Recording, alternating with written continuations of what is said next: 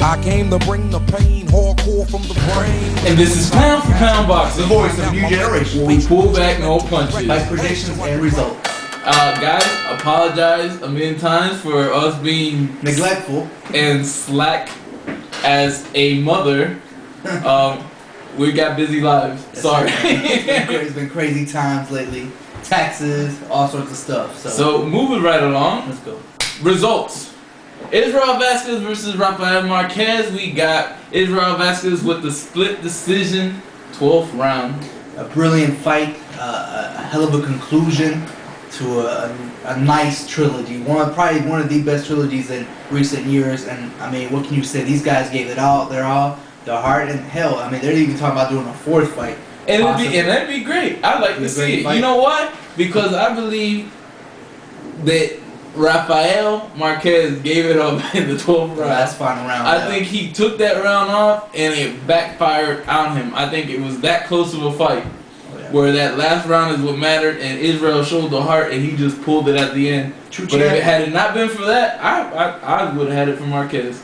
But great fight. Love to see a fourth one just because it was a great fight. Moving on to the next one, Jorge Paez Jr. versus Felipe Campanas. KO in the third round for Jorge Paez. Good. Just keep moving. He's trying to build experience, and then hopefully get into the upper echelon fighters soon. But you know, he's got to build that background first before he jumps in there. Pedigree could only go just a long way, but... Moving to the next one. Maskaev versus Samuel Peter. TKO in the 6th for Samuel Peter. We called it. I mean, what can you say? I mean, Samuel Peter, I thought, you know, not that this fight was incredibly exciting now. It wasn't the greatest one to I didn't think that was the best Samuel Peter, but he did what he had to do, and I mean, it wasn't any bad either, though. I mean, really. I mean, I've seen some shittier heavyweight fights out there. It at least had a knockout in it, and there was a couple of exchanges. What I did see was Samuel Peter gets tired. He throws his punches in there, and it's like, hey, I'm done. Stick a fork in me, pops him through. He just gets tired. I don't know. He runs out of gasoline. Then he comes in the next round. He's good for another 30 seconds, and then bloop, bloop, bloop, bloop. But other than that, I mean, luckily he's got a power shot. Yeah, luckily for him, he's got a power shot. Moving right on. John Ruiz versus Jameel McCline. John Ruiz wins with another 12-round grab fest. John Ruiz, boy, let me tell you something. This man said, I'm gonna be a brand new Ruiz, brand new this, more power, more everything. You look like the same snoozer that I remember looking at from previous fights. This man kept the same grab ass. I'm sorry, I don't want to cuss at you, but you've been doing the same thing. You didn't change anything up. You're the same guy. I'm gonna punch you and I'm gonna hold you. I'm gonna punch you and I'm gonna hold you. Same thing. You really didn't change anything in your repertoire. So we're done with you. Next one, David Haye versus Enzo Maccarinelli. TKO in the 2nd for David Haye. Man, I was disappointed by Enzo. I was really rooting for you, Enzo, man. You even shook him in the 1st round, but you just let him get in, man. You should have kept him at bay. Better luck in the next one. This is where fight plans need to be stuck to, and even Enzo in that fight said that I did not stick to the game plan. They had a game plan, he didn't stick to it. But you know, I mean, I did go for David Haye. I thought that the power was going to be different, even though it could have went either way. They both had power. They were both feeling each other at that 1st round, and you know, you just got caught, Enzo. You got caught. That was it. Don't worry about it. Shake it off and get back into it because you are one of the top cruiserweights out there. Definitely. Look out. You can get, if the fight with David Haye and Cunningham can't get made, that's a fight that you can get. Yeah, exactly. But also David Haye, I'm excited about David Haye going into the I am too. At heavyweight, he's about to give a breath of fresh air in the heavyweights. Yeah. Could you imagine I'd like to see him. I mean, really against anybody at the heavyweight. At this point, I think he could compete with all those guys. If James Tooney can, I mean, I know James Tooney is very slick, but I think David Haye could be successful. You know, like Evander did back in the day, coming up to the heavyweight and could be a success in that division. I think, just like you said, breath of fresh air. Moving along, Herbie Hide versus TBA. Herbie Hide with TKO in the 2nd round. Moving along, Bobby Pacquiao versus Urbano Antillon. What happened, Bobby Pacquiao what happened? got knocked the fuck out. It takes more than a name to get you going in there. You have to have skill. You have to do what you have to do. And I'm sorry, you're just not like your brother. It's okay. I'm not like my brother. He's very successful at what he does. It is what it is. It's good that you can make money off your name, though. Next one, Odlanier Solis versus Cisse Salif.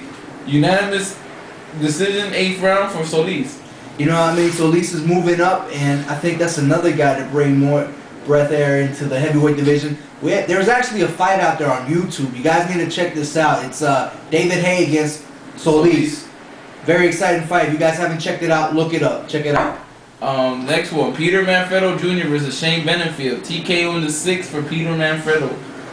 Unbelievable, he got a knockout. I mean, he hasn't done one of those in a long ass time, so good move. Next one, Manny Pacquiao versus Juan Marquez. Let me tell you about our experience with that fight. As if you guys didn't know, we live in Georgia, and this so happens that weekend, while we're here watching the fight, we watched the first fight. Watched 2 fights. There's 2 fights.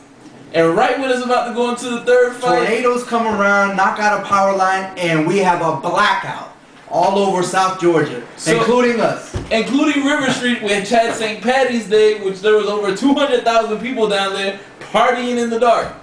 We were the only knuckleheads not on River Street watching boxing, and there we go. We got shut out. So we didn't get to see the fight. Unless somebody can send me a link or something where the fight is at, we can't watch it. We didn't see it.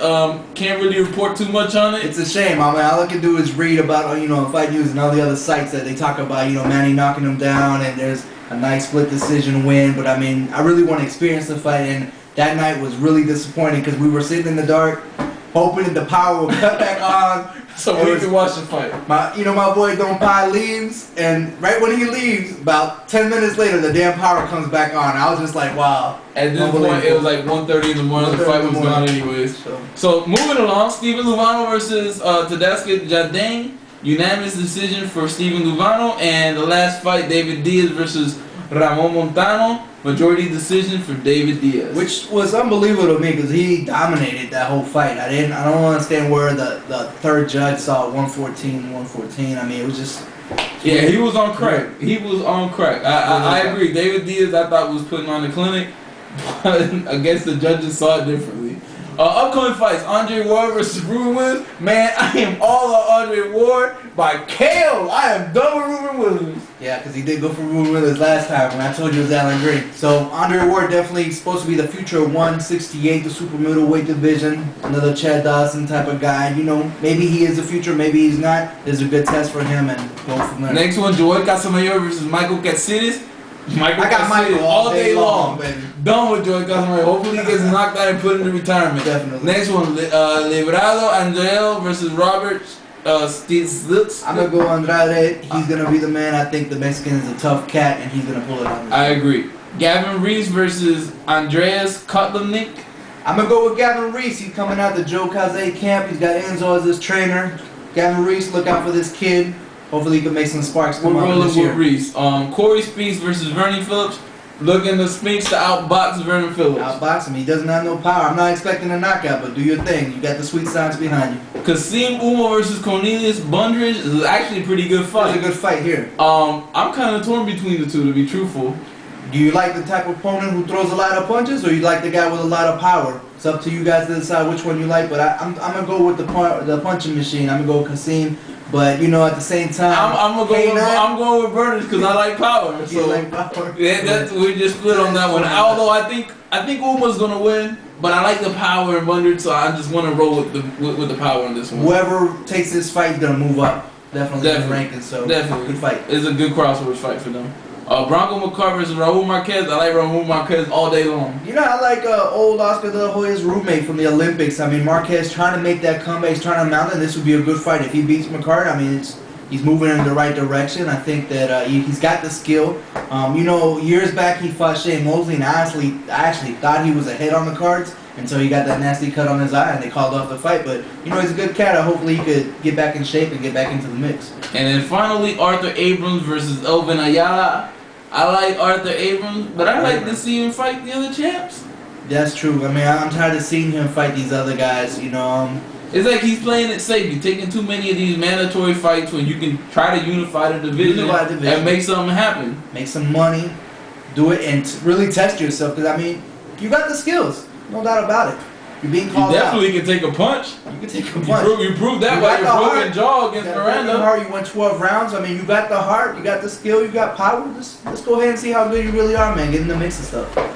And that's pretty much it for today, guys. Hope you guys enjoyed the predictions, our results. This is Pound for Pound Boxing. The voice of the new generation. We'll pull back more fun. So I can write monumental methods. I'm not the king, but niggas is decaf.